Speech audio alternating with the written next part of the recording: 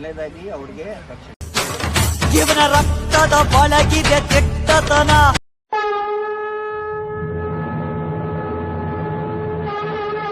ಪ್ರಾರಂಭದ ಸೌಜನ್ಯ ನ್ಯಾಯ ತಿಪ್ಪು ನಮ್ಮ ಭಾವನೆ ಬತ್ತಲಲ್ಲ ಅರ್ಧ ಪೋನಗ ನೆಟ್ಟು ಮೋಸ ಉಂಡು ನಿಂಗೆ ಗೊತ್ತಾಂಡು ಅಯ್ಯನು ಸಾರ್ವಜನಿಕವಾದ ನಿಖಿಲ ಪಂಡ್ರ ಆಪಜಿ ಪನ್ಪುಣ ಸಂದರ್ಭಗಳು ಪಣಂದೇನು ಬುಡುಪುಣಲ ಇಜ್ಜಿ ಅನ್ನೋ ವಿಚಾರಲ್ಲ ಈ ಸಂದರ್ಭ ಪಂಡ್ರ ಇಷ್ಟಪಡ್ತಾರೆ. ಒಂಜಿ ದಿನ ಕಾಲ ಬರ್ಪುಣು ಆ ದಿನ ಏರು ನೆನ್ ತಪ್ಪದೆ ಏರು ಮಾತು ಮಲ್ತಾರೆ, ಏರು ಅನ್ಯಾಯ ಮಲ್ತಾರೆ, ಏರು ತೊಂದರೆ ಮಲ್ತಾರೆ, ಸರ್ವ ವಿಚಾರಲ್ಲ ಎನ್ನಿಕಲ ಎದುರು ದೀಪ ಅನ್ನೋ ವಿಚಾರನು ಈ ಸಂದರ್ಭ ಪಂಡ್ರ ಇಷ್ಟಪಡ್ತೇವೆ. ಒಲ್ಲ ಎರಳನ್ನ ಕೆರಿಯರಿಂದ ಪೋಯೆ ಬದುಕದು ಒರಿಂಡ ಏನಕ್ಕೆ ಎರ್ರ ಪಕ್ಕದಲ್ಲಿ ಏರಿಗ್ಲ ಆಪುಜಿ ಪಂಡ ಏನು ಮಾರಿಮಲ್ಲ ದೈವ ಭಕ್ತಿ ಅನ್ಯಾಯ ಮಲ್ಪರ ಪೋತಿಜಿ ದೇವರಿನ ಸಂಪೂರ್ಣ ರಕ್ಷಣೆ ವಸಂತ ಬಂಗೇರ್ನ ಮಿತ್ತುಂಡು ಅಂತ ವಿಚಾರಣೆ ಸಂದರ್ಭ ಪಂಡ್ರ ಇಷ್ಟಪಡ್ತೆ. ನಿಕ್ಲೆಗೋಸ್ಕರನೇ ಈ ಜೀವನ ಮುಡುಪಾದಿನೇ ಏನು ಅಂತ ವಿಚಾರನ ಈ ಸಂದರ್ಭ ಪಂಡ್ರ ಇಷ್ಟಪಡ್ತೆ. ಬಂದ್ರೆ ಮೊದಲನೇದಾಗಿ ಅವ್ರಿಗೆ ರಕ್ಷಣೆಯನ್ನು ಕೊಡಬೇಕು. ಯಾಕಂತ ಹೇಳಿದ್ರೆ ಇದರಲ್ಲಿ ಒಂದು ಕುತಂತ್ರ ಇದೆ. ಅವರು ನಮ್ಮ ಮೇಲೆ ಹಿಂಗೆ ಸುಳ್ಳು ಹೇಳಿಸಿ ನಾವು ಅವರ ವಿರುದ್ಧ ಆಕ್ರೋಶಗೊಳ್ಳಬೇಕು. ಆನಂತರ ಅವರ ಮೇಲೆ ಅವರೇ ಹಲ್ಲೆ ಮಾಡಿಸಿ ನಮ್ಮ ಮೇಲೆ ಹಾಕುವಂಥ ಒಂದು ಕುತಂತ್ರ ಇದೆ. ಹೀಗಾಗಿ ಆ ಥರ ಹಿಂಸಾತ್ಮಕ ಘಟನೆಗಳು ಆಗೋದು ಬೇಡ. ನಾವು ಇಡೀ ಸೌಜನ್ಯ ಹೋರಾಟವನ್ನು ಮಹೇಶ್ ಶೆಟ್ಟಿ ಜಮರೋಡಿಯವರು ಶಾಂತಿಯುತವಾಗಿ ನಡೆಸ್ಕೊಂಡು ಬಂದಿದ್ದಾರೆ. ಸೊ ಅವರಿಗೆ ಒಂದು ರಕ್ಷಣೆ ಕೊಡಬೇಕು. ಆನಂತರ ಬಹುಮುಖ್ಯವಾಗಿ ಅವರೇನೀಗ ಹಸಿ ಸುಳ್ಳುಗಳನ್ನು ಹೇಳ್ತಾ ಇದ್ದಾರಲ್ಲ, 200 ಕೋಟಿ ರೂಪಾಯಿ ಚಿನ್ನಯ್ಯ ಅವ್ರು ಹೇಳ್ತಾ ಇದ್ದಾರಲ್ಲ, 200 ಕೋಟಿ ರೂಪಾಯಿ ಪ್ರಾಜೆಕ್ಟು, 200 ಕೋಟಿ ರೂಪಾಯಿ ಡೀಲು. ಅರೆ ಅದನ್ನೆಲ್ಲ ಸತ್ಯಾಸತ್ಯತೆ ಒಂದು ಸರಿ ಪೂರ್ತಿ ನಮ್ಮದು ಸ್ಕ್ಯಾನ್ ಮಾಡಿ ಎಲ್ಲನೂ ಕೂಡ ಸರ್ಚ್ ಮಾಡಿದ್ದಾರೆ. ಇನ್ನು ಮುಂದೂ ಬೇಕಾದ್ರೆ ಮಾಡಲಿ, ಬಟ್ ಬ್ರೈನ್ ಮ್ಯಾಪಿಂಗ್ ಮಾಡಲಿ. ಸ್ವತಃ ಚಿನ್ನಯ್ಯ ಅವರೇ ಹೇಳಿದ್ದಾರೆ, ನಂದು ಬ್ರೈನ್ ಮ್ಯಾಪಿಂಗ್ ಮಾಡಿಸಿ ಅಂತ ನ್ಯಾಯಾಧೀಶರ ಮುಂದೆ ಕೊಟ್ಟಂಥ ಸ್ವಯಂ ಪ್ರೇರಿಕೆ ಹೇಳಿಕೆಯಲ್ಲೂ ಇದೆ, ಪೊಲೀಸ್ ಠಾಣೆಗೆ ಕೊಟ್ಟಂಥ ದೂರಿನಲ್ಲಿದೆ, ನ್ಯಾಯಾಲಯಕ್ಕೆ ಕೊಟ್ಟಂಥ ದೂರಿನಲ್ಲಿ ಕೂಡ ಇದೆ. ಸೊ ಬ್ರೈನ್ ಮ್ಯಾಪಿಂಗ್ ಅವರಿಂದ ಮಾಡಲೇಬೇಕು. ಅವಶ್ಯಕತೆ ಬಿದ್ದರೆ ನಮ್ದು ಕೂಡ ಮಾಡಲಿ. ಯಾಕಂದರೆ ಜನರಿಗೆ ಯಾಕೆ ಇದು ಗೊಂದಲ, ಯಾಕೆ ಹುಟ್ಟಿಸ್ತಾ ಇದ್ದಾರೆ ಸುಮ್ಮನೆ? ಅದು ತನಿಖೆ ಮಾಡುವಂಥ ಹೊತ್ತಿನಲ್ಲಿ ಅದರಲ್ಲಿ ಹೇಳ್ತಾರೆ ತನಿಖೆ ವಿಳಂಬ ಆಗ್ತಾ ಇದೆ. ಅರೆ ಮಾಡಲಿ ಬಿಡಿ, 1 ವರ್ಷ ಆಗಲಿ, ಯಾಕೆ ನಿಮಗೆ ಅವಸರ? ಆನಂತರ ಇದರಲ್ಲಿ ಇನ್ನೂ ಒಂದು ಮುಖ್ಯ ಅಂಶ, ಅವರೇನು ಹೇಳಿದಾರಲ್ಲ, ಅವರು ಏನು ಇದು ಪ್ರಕಾಶ್ ರಾಜ್ ಅವರಿದ್ದಾರೆ, ಸಮೀರ್ MD ಅವರಿದ್ದಾರೆ. ಇದನ್ನೆಲ್ಲ ನೋಡಿದರೆ ಇದರಲ್ಲಿ ಒಂದು ಕೋಮು ಗಲಭೆ ಹಬ್ಬಿಸಬೇಕು ಮತ್ತು ಎಡಪಂಥೀಯ ವರ್ಸಸ್ ಬಲಪಂಥೀಯ ಮಾಡಬೇಕು ಅನ್ನುವಂಥ ಒಂದು ಹುನ್ನಾರ ಇದೆ. ಸೊ ಇದರ ಹಿಂದೆ ಯಾರಿದ್ದಾರೆ? ಈಗ ರಮಾ ನಾಗರಾಜ್ ಅವರು, ಶ್ರೀಮತಿ ರಮಾ ನಾಗರಾಜ್ ಮೇಡಮ್ ಅವರು, ಇವ್ರು ಯಾರು ಅಂತ ರಮಾ ನಾಗರಾಜ್ ಮೇಡಮ್ ಗೊತ್ತಿಲ್ಲ. ಆಮೇಲೆ ಚಿನ್ನಯ್ಯ ಅವ್ರಿಗೂ ಕೂಡ ರಮಾ ನಾಗರಾಜ್ ಯಾರು ಅಂತಾನೆ ಗೊತ್ತಿಲ್ಲ. ಮತ್ತು ಅವ್ರ ಹೆಸರು ಹೆಂಗೆ ಬಂತು? ಆನಂತರ ಈಗ ನಾನು ನೋಡ್ತಾ ಇದ್ದೆ, ನಾವು ಯಾರೋ ಒಬ್ರು ಇವ್ರು ಸ್ವಾಮೀಜಿ ಹತ್ರ ಕರ್ಕೊಂಡು ಹೋದ್ರಂತೆ. ಆ ಸ್ವಾಮೀಜಿ SP-ನೋ ಕಮಿಷನರ್ಗೇನೋ ಹೇಳಿದ್ರಂತೆ, ನೋಡಿ ನನಗೆ ಗೊತ್ತಿರೋ ಪ್ರಕಾರ ದಕ್ಷಿಣ ಕನ್ನಡ ಜಿಲ್ಲೆಯ ಮಾನ್ಯ SP ಅವರಾಗಲಿ ಕಮಿಷನರ್ ಅವರಾಗಲಿ ಯಾರ್ದೋ ಹೇಳಿಕೆಗೆ ಅವರು ಸೊಪ್ಪು ಹಾಕಲ್ಲ. ಈ ಗೋ ಬೈ ದಿ ಲಾ. ಇವನ್ ನಾವಾಗಲಿ ಯಾರೇ ಆಗಲಿ ಗೋ ಬೈ ದ ಲಾ. ಅಂಥವ್ರ ಮೇಲೆ ಕಳಂಕ ತರುವಂಥ ಒಂದು ಪ್ರಯತ್ನ ನಡೀತಾ ಇದೆ. ನಾವು ನಿರ್ಮಲಾನಂದ ಶ್ರೀಗಳ ಹತ್ರ ಹೋಗಿದ್ದೀವಿ. ಅವರು ಕೂಡ ಷಡ್ಯಂತ್ರ ಖಂಡಿತ ಅಲ್ಲ. ಸತ್ಯ ಏನಿದೆ ಅವ್ರಿಗೆ ಬಹಳಷ್ಟು ಇದನ್ನಾಯಿತು, ಏನೋ ಆಘಾತ ಆಯಿತು. ನಾನು ಇದನ್ನು CM ಅವ್ರ ಗಮನಕ್ಕೆ ತರ್ತೇನೆ, ಸೌಜನ್ಯ ಹೋರಾಟದ ಪರ ನಾನು ಇದೇನೆ ಅಂತ ಹೇಳ್ತೇನೆ. ಇಷ್ಟ ಆಗಿರೋದು. ಸೊ ಹೀಗಾಗಿ ಇದೇನು ತನಿಖೆ ನಡೀತಾ ಇದೆ. ಆನಂತರ 2-3 ವಾರದ ಹಿಂದೆ ಪ್ರದೀಪ್ ಅವ್ರನ್ನ ಕರ್ಕೊಂಡು FSL ಟೀಮ್ ಹೋಗಿ ಸರ್ಚ್ ಮಾಡ್ತು. ಅವಾಗ ಅವ್ರಿಗೆ ಗೊತ್ತಾಗಿದೆ ಇಷ್ಟೆಲ್ಲ ಮಾಡ್ತಾ ಇದ್ದಾರಲ್ಲ, ಅದರ ಅರ್ಥ ಏನೋ, ಇದರಿಂದ ಏನೋ ಇದೆ, ಅದರಿಂದ ಬಚಾವ್ ಆಗೋದಕ್ಕೆ ಇಷ್ಟೆಲ್ಲ ಡ್ರಾಮಾ ಮಾಡ್ತಾ ಇದ್ದಾರೆ. ಸೊ ಲೆಟ್ ವರದಿ ಕಂಪ್ಲೀಟ್ ಆಗಿ ಕೊಡಲಿ. ಸೊ ಈಗ ಇವತ್ತು ಕೊಟ್ಟಿದ್ದು, ಸೊ ಇನ್ನು ಉಳಿದಂತೆ ಈಗ ಚಿನ್ನಯ್ಯ ಏನು ರಿಟರ್ನ್ ಸಲ್ಲಿಸಿರುವಂಥ ವಿಚಾರಗಳಲ್ಲಿ ಕೆಲವೊಂದು ಅಂಶಗಳನ್ನು ಈಗ ಮಾಡಿರೋಂಥದ್ದು, ಅಂದರೆ ಪ್ರಕಾಶ್ ರೈ ಅವರು, ಪ್ರಕಾಶ್ ರಾಜ್ ಅಂತ ಹೇಳಿ ಅವರ ಹೆಸರನ್ನು ಸೇರಿಸಿರುವಂಥದ್ದು. ಸೊ ಏನು ಆ್ಯಕ್ಚುಲಿ ಏನು ಪ್ರಕಾಶ್ ರಾಜ್ ಅವರು ಯಾರು ಕಾಲ್ ಮಾಡಿದ್ರಾ, ಏನಾದರೂ ಮಾತಾಡಿದ್ರೆ, ಏನಾಗಿತ್ತು ಆ್ಯಕ್ಚುಲಿ? ಸರ್, ಪ್ರಕಾಶ್ ರಾಜ್ ಅವರು ಬಗ್ಗೆ ಇಷ್ಟು ದಿನ ಪ್ರಸ್ತಾಪನೆ ಇಲ್ಲ. SIT ಶುರುವಾದಾಗಿಂತ ಇದು ಸಾಕಷ್ಟು ಅವರು ನ್ಯಾರೇಷನ್ಸ್ ಕೊಟ್ಟರು, ಅದರಲ್ಲಿ ಪ್ರಕಾಶ್ ರಾಜ್ ಹೆಸರೇ ಇಲ್ಲ. ಈಗ ಬರ್ತಾ ಇದೆ, ನನಗೂ ಆಶ್ಚರ್ಯ ಅನಿಸ್ತಾ ಇದೆ.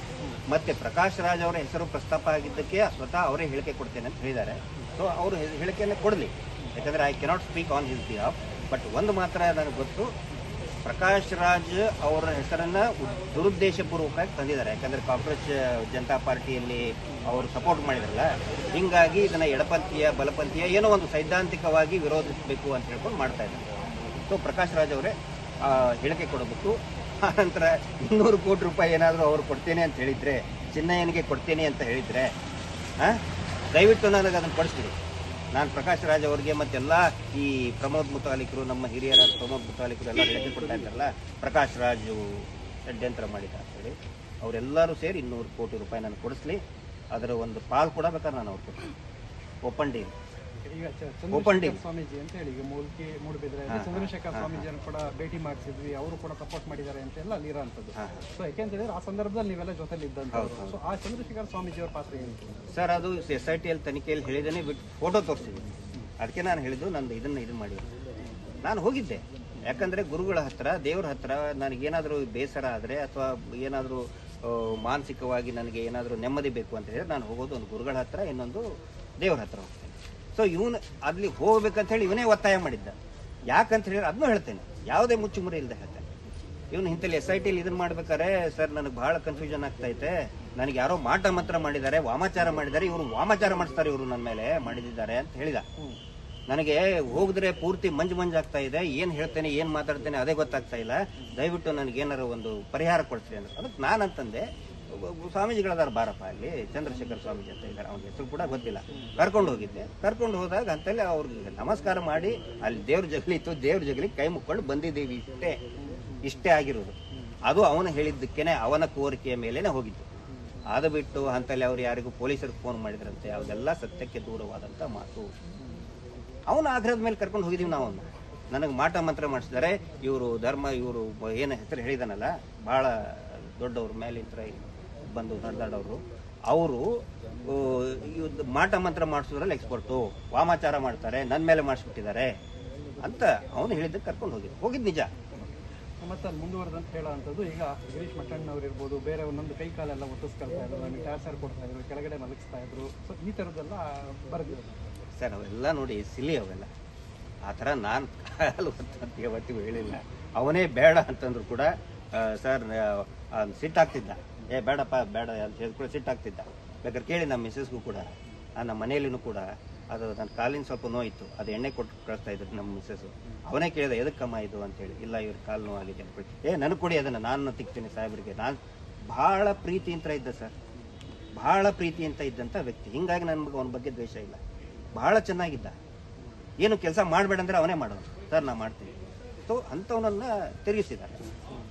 ತಿರುಗಿಸಿ ಹಿಂಗೆ ಹೇಳಿಕೆ ಕೊಡಿಸ್ತಾರೆ. ಇಷ್ಟೇ. ಸತ್ಯಾಸತ್ಯತೆ ಏನಿದೆ ಅದು ಗೊತ್ತಿದೆ.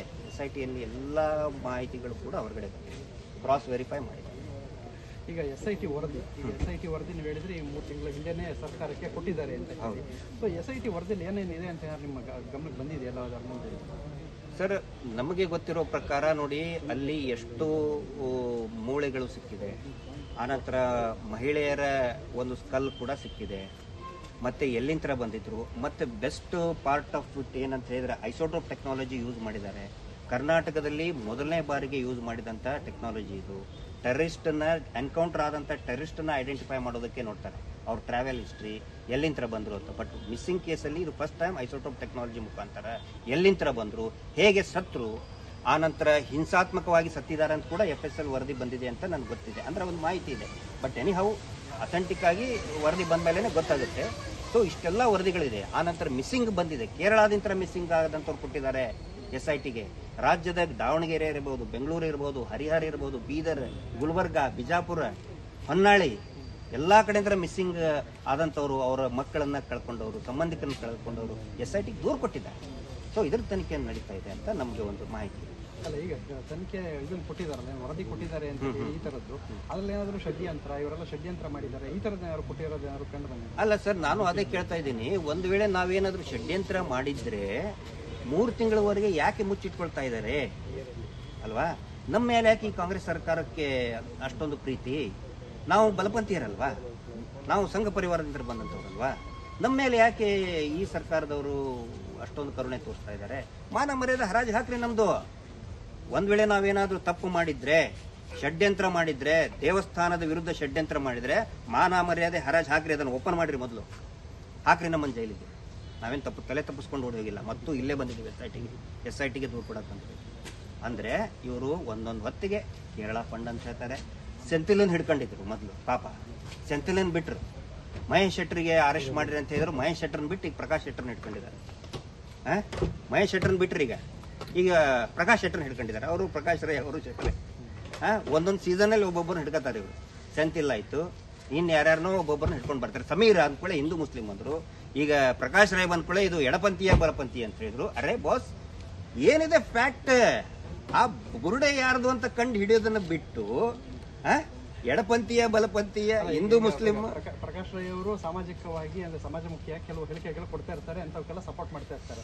ಈ ವಿಚಾರಗಳಲ್ಲಿ ಏನಾದರೂ ಅವ್ರನ್ನೇನಾದ್ರು ಅಂದ್ರೆ ಅವ್ರನ್ನೇನಾದ್ರು ಸಂಪರ್ಕ ಮಾಡಿದ್ರಲ್ಲ, ಏನು ಅಂದ್ರೆ ಜಸ್ಟ್ ಮಾತಾಡೋದಕ್ಕೆ ಇರ್ಬೋದು, ಈ ಥರದ್ದು ಏನಾದ್ರು ಮಾಡಿದ್ರ? ಸರ್, ಇದ್ರ ಬಗ್ಗೆ ಏನೇ ಹೇಳಿಕೆ, ಅಧಿಕೃತ ಹೇಳಿಕೆ ಕೊಟ್ಟರು ಪ್ರಕಾಶ್ ರೈ ಅವರೇ ಕೊಡಬೇಕು.